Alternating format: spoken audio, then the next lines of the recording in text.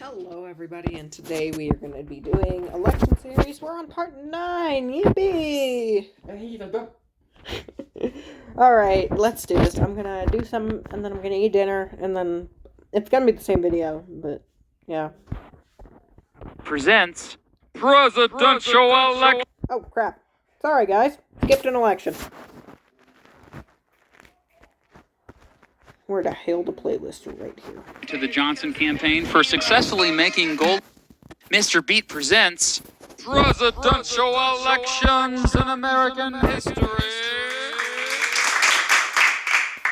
The 45th presidential election in American history took place on November 3rd, 1964. Almost a full year before this, John F. Kennedy was assassinated while visiting Dallas, Texas, leaving the nation shocked and heartbroken. Vice President Lyndon Johnson was sworn in, becoming the 36th president in American history. Lyndon Johnson sought to carry on many of Kennedy's policies, but he was certainly no Kennedy. One thing was probably different. Many argue Kennedy would have handled the escalation of sending troops to Vietnam to fight the communist Viet Cong differently than Johnson. Although Kennedy was the one who started sending troops there, some argue that right before he died, he had wanted to withdraw to bring the troops home. Johnson, on the other hand, ended up staying the course and sending more troops to Vietnam. In fact, his administration pretty much made up the fact that American Navy ships were attacked twice by the Viet Cong in what became known as the Gulf of Tonkin incident. After this, Congress gave President Johnson the authority, without a declaration of war, to do whatever possible to help South Vietnam fight back against North Vietnam. This became known as the Vietnam War. Overall, though, Johnson had aligned himself with Kennedy and therefore was popular. He and most others were confident the Democratic Party would nominate him for president, but he did face some challenges revolving around the civil rights movement. Earlier that year, Johnson had signed the Civil Rights Act, which gave the federal government power to enforce ending discrimination based on skin color, religion, gender, or national origin. First of all, there were the Dixiecrats, who never really went away since 1948. They obviously didn't like the Civil Rights Act so much. Led by George Wallace, the governor of Alabama, many of them threatened to leave the Democratic Party for good and even become Republicans. Wallace, who was totally against racial integration, aka for segregation, actually did fairly well in the Democratic primaries, even in some northern states like Wisconsin, Indiana, and Maryland. Other than that, as you can tell by this map, favorite son candidates, or ones who were popular where they came from, dominated the Democratic primaries. They all had ulterior motives, however, as they were just going to give their votes to Lyndon Johnson. So Lyndon Johnson got the nomination, and the Democrats nominated Minnesota Senator Hubert Humphrey as his running mate. There was a major controversy at the Democratic convention when the Mississippi Freedom Democratic Party, made up of mostly African Americans who challenged the all-white Mississippi delegation, who were elected in a shady way so that there would be no black delegates, protested. A compromise was reached to give more black representation, but many white delegates refused to compromise and they just walked out of the convention. Not only that, but Johnson and Robert Kennedy, the popular brother of John Kennedy and the Attorney General, did not like each other. Most Democrats wanted Kennedy as Johnson's new running mate, but Johnson turned him down. In fact,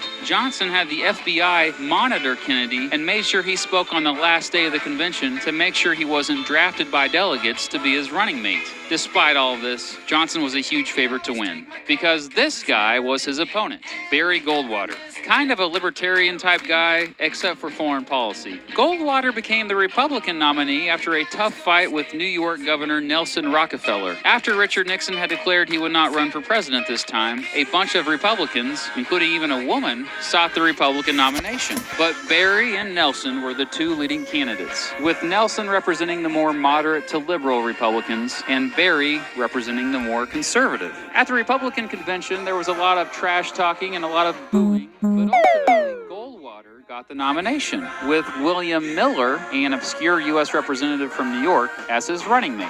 Barry Goldwater freaked a bunch of Republicans out so much. I'm voting for Lyndon Johnson this election with Hubert Humphrey as his running mate. I'm not crazy about what he did with Robert Kennedy, but better Barry Goldwater, because at the time, no one knows that Johnson is going to, I don't know that Johnson is going to keep the Vietnam War. I know his promises that he's going to try and slow it down. And Goldwater seems like a scary guy to me. Now we skip to the results. And here are the results. Lyndon Johnson easily won, remaining the 36th president in American history. Actually, he really kicked butt. He received 486 electoral votes. Goldwater received just 52 electoral votes. In terms of the popular vote, this was the most Most of the Republican vote was concentrated down south, while Democrats down south. While Democrats dominated the rest of the country.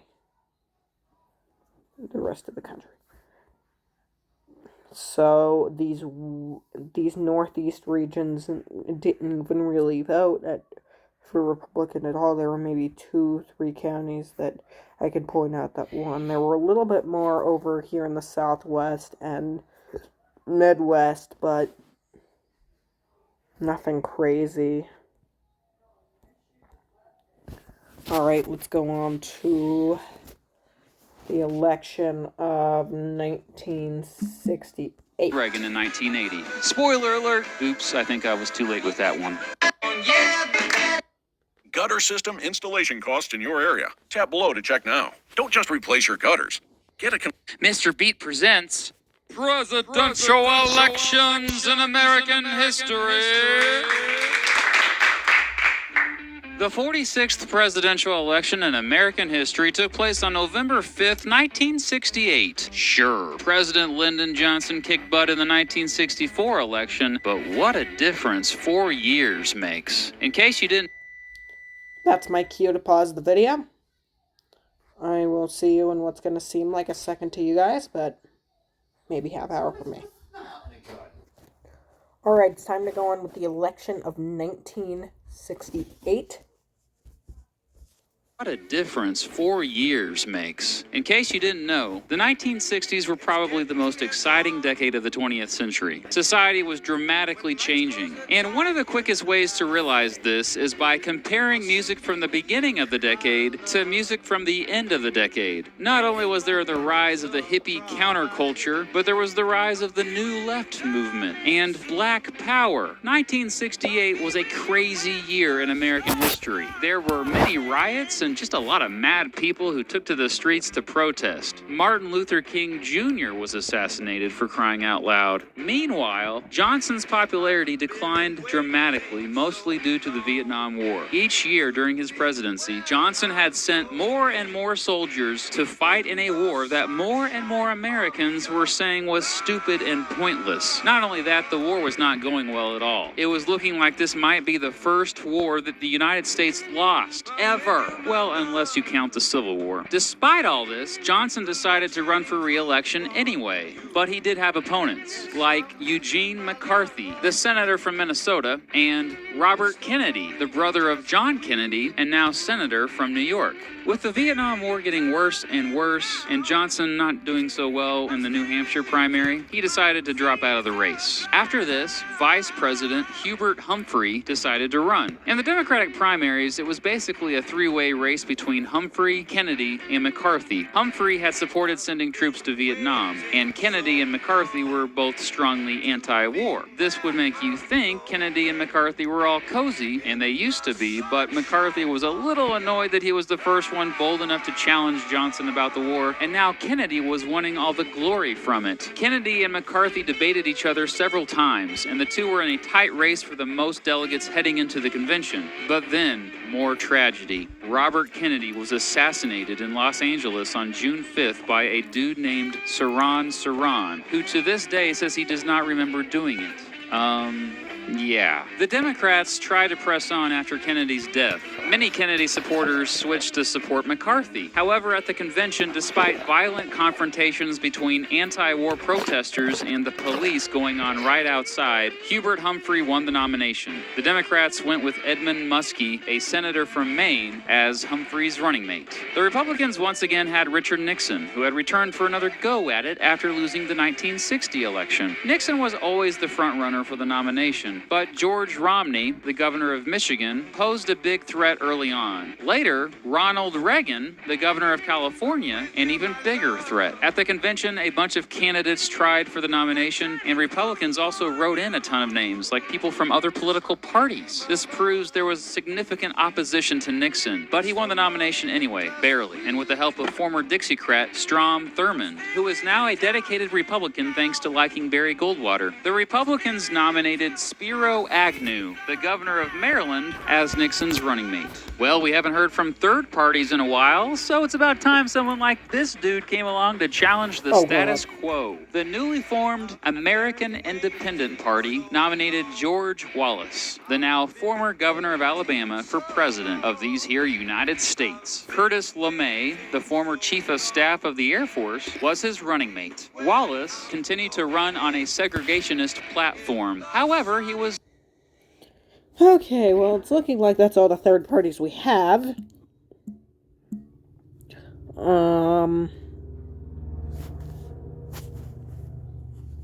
Johnson's popular Great Society welfare programs. He got a big boost when Johnson announced that the...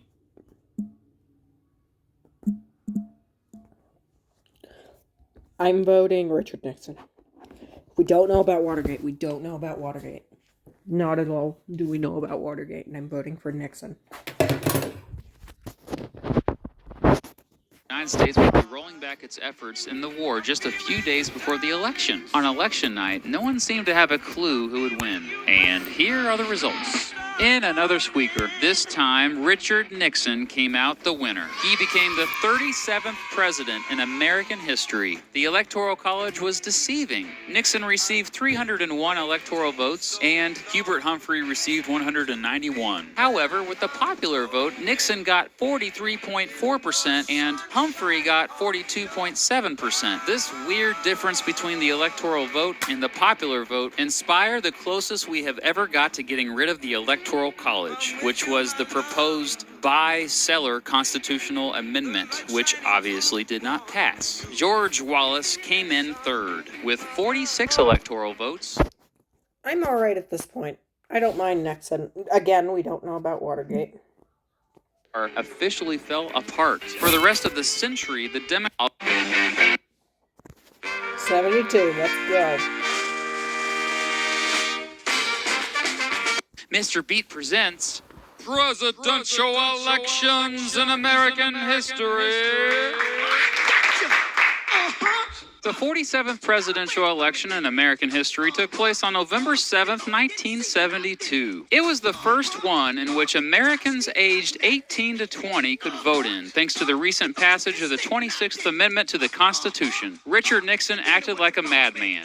Well, he pretended to, making the Soviet Union and North Vietnam think he was unpredictable and crazy so that they would be more afraid of the United States. Really, though, Nixon just wanted the Vietnam War over. But he found it difficult to just bring all the troops home at once. In some ways, he made the conflict worse after he continued to secretly bomb Cambodia. Still, each year, more and more American troops came back home. Nixon seemed to contradict himself with foreign policy. On one hand, he wanted more involvement abroad to prevent the spread of communism, including having the CIA continue to secretly take out communist leaders in foreign countries. On the other hand, Nixon advocated a policy called détente, which is a fancy word for easing relations between two countries. Nixon visited communist China, for example, which was an important step in improving relations with them. Going into the election, Nixon had an approval rating of over 60%, but he did have two opponents trying to get re-nominated by the Republicans. Pete McCloskey, a representative from California, ran against him because he thought all the troops from Vietnam should have been brought home a long time ago. Nixon's other opponent was John Ashbrook, a representative from Ohio, who criticized Nixon for being too liberal and too much of a big government guy. Ashbrook was also against détente, but McCloskey and Ashbrook never had much of a chance. Nixon was easily renominated, with Spiro Agnew again as his running mate.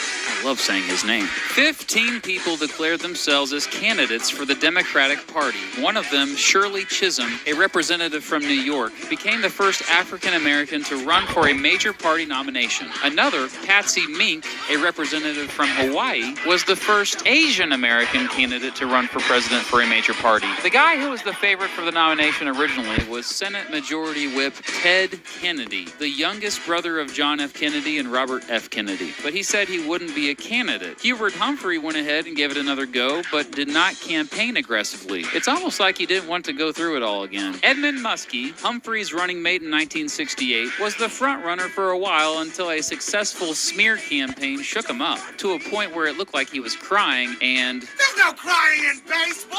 I mean, politics, even if they were just snowflakes. And this hurt his chances, believe it or not. Then there was George Wallace, who was back with the Democratic Party after leaving them in 1968 with his fairly successful third-party run. Wallace, surprisingly, did well in the primaries again, but his campaign was cut short after he was shot multiple times by a kid named Arthur Reamer, who, believe it or not, was released from prison back in 2007 for good behavior and is still alive. Wallace survived, but he was paralyzed from the waist down and would be in tremendous pain for the rest of his life. So that just leaves George McGovern, a senator from South Dakota who had a big grassroots campaign. McGovern stood out as the leading anti-war candidate, who also thought all the troops from Vietnam should have been brought home a long time ago. Although the Democratic Party establishment again wanted Hubert Humphrey as their guy, the grassroots movement to get McGovern as the nominee overcame them. McGovern became the nominee, and what became known as the McGovern Commission, or the principle that the most primary votes should actually determine who the nominee was, has been the norm ever since. Some of the Democratic Party establishment didn't like McGovern, though, and refused to support him. The Democrats nominated Thomas Eagleton, a senator from Missouri, as his running mate. As it turns out, Eagleton had health concerns and was pressured to drop out of the race. After Eagleton dropped out, McGovern had a hard time finding his replacement. He asked 6 different people to be his running mate, and they all turned him down. That's a little embarrassing. Finally, Sergeant Shriver, a brother-in-law to the Kennedys and a former ambassador to France, became his running mate. The American Independent Party, which nominated George Wallace in 1968, this time nominated John Schmitz, an extremely conservative representative from California, for president, and Thomas Anderson, a writer and farmer originally from Tennessee, for vice president. But it appeared to be another classic two-way race between Nixon and McGovern. Just like... Again, we don't know about Watergate yet. But I'm voting for McGovern because, yes, I feel that the troops should have been brought home a long time ago. Just wasn't looking so good for McGovern. And here are the results. Richard Nixon easily won re-election. Alright, we're not going to play the results all the way through. Thank you for watching. And we'll see you in the next one.